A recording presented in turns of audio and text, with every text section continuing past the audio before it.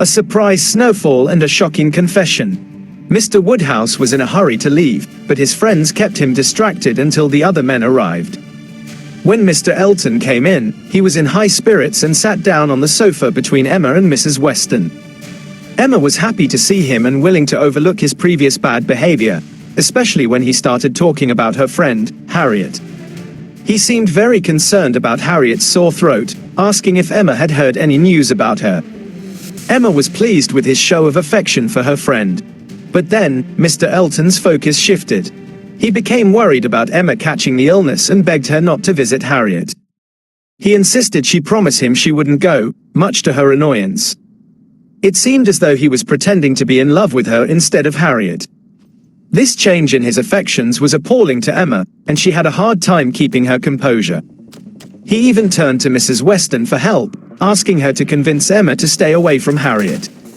"She wants me to stay home and nurse my cold," he said, "but she won't avoid catching a sore throat herself." "Is this fair, Mrs. Weston?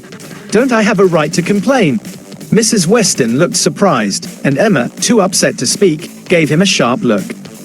She then moved to sit by her sister, giving her all her attention. Just as this awkward moment was happening, Mr. John Knightley came in, announcing that it was snowing heavily and the ground was covered. He joked that this was a great start to their winter adventures, which terrified Mr. Woodhouse. Everyone else started talking about the snow, but Mr. John Knightley continued to tease Mr. Woodhouse about the difficult journey home. Mr. Weston, however, admitted he had known about the snow for a while but kept it a secret so Mr. Woodhouse wouldn't leave early. He jokingly wished the snow would be so bad they'd all have to stay. Mr. Woodhouse was beside himself with worry, but Emma and her sister tried to comfort him. Her sister, Isabella, was also panicking, imagining being trapped at Randall's while her children were at home. She wanted to leave immediately, suggesting that she and her husband go while Emma and her father stayed. Mr. John Knightley, however, said walking home was a ridiculous idea. Just then, Mr. Knightley returned from checking the weather outside. He told everyone there was nothing to worry about. The snow was barely an inch deep, the clouds were clearing, and the coachman agreed it was safe to leave. This news was a huge relief to everyone, especially Mr. Woodhouse. But he was so nervous that he still wanted to get home right away. Mr. Knightley and Emma quickly arranged for the carriages to be brought around. When the carriages arrived, Mr. Woodhouse was helped into his, with Mr. Knightley and Mr. Weston seeing him off. But the sight of the snow still made him anxious. As Emma was getting into the second carriage, Mr. Elton followed her. To her surprise, the door was shut, and they were alone together for the ride. Emma wished this hadn't happened. She suspected he had been drinking and was about to talk nonsense.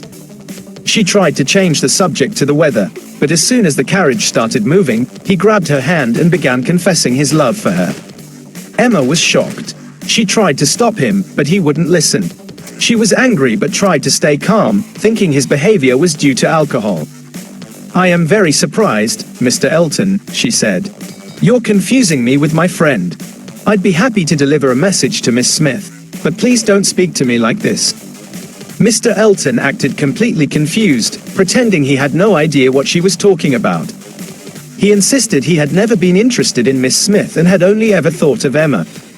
Emma, realizing he wasn't drunk, became even more furious. She accused him of being deceitful and told him she had only ever seen him as a suitor for her friend. "I never thought of Miss Smith in the whole course of my existence," he said, insulted. "I only paid attention to her as your friend. I've only ever thought of you. My visits to Hartfield have been for you only, and I thought you were encouraging me." "Encouragement?" Emma exclaimed.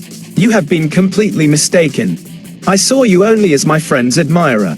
I am very sorry, but it's good this mistake is over. I have no thoughts of marriage at all right now."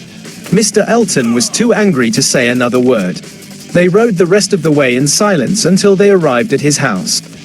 He got out without another word, and Emma went home, feeling a mix of anger and humiliation. At Hartfield, her father was relieved to see her. Mr. John Knightley had also gotten over his bad mood, and the evening ended peacefully for everyone but Emma.